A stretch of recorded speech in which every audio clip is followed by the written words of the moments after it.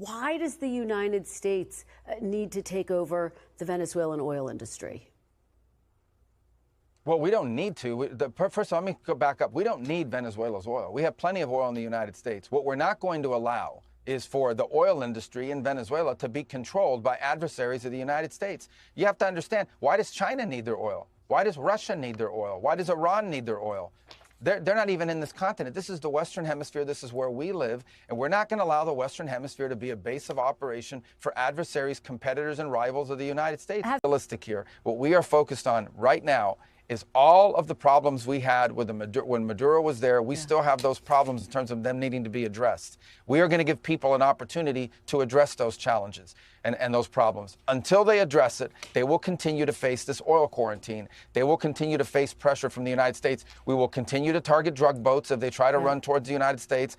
We will continue to seize the boats that are sanctioned with court orders. We will continue to do that and potentially other things until the things we need to see addressed are addressed. Because ultimately, above everything else, we care about elections, we care about democracy, we care about all of that. But the number one thing we care about is the safety, security, well-being, and prosperity of the United States. And that's what we're going to focus on first and foremost here.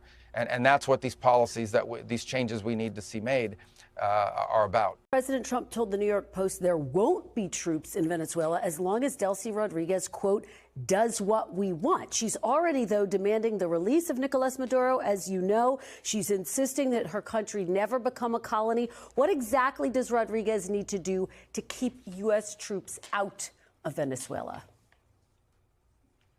Well, forget about the U.S. troops portion of it. What needs to happen for any of this to change, for our relations with Venezuela to change and our whole approach to it to change, the things we have talked about are the ones I've highlighted already. You can't flood this country with gang members. You can't flood this country with drugs that are coming out of Colombia through Venezuela with the cooperation of elements of your security forces.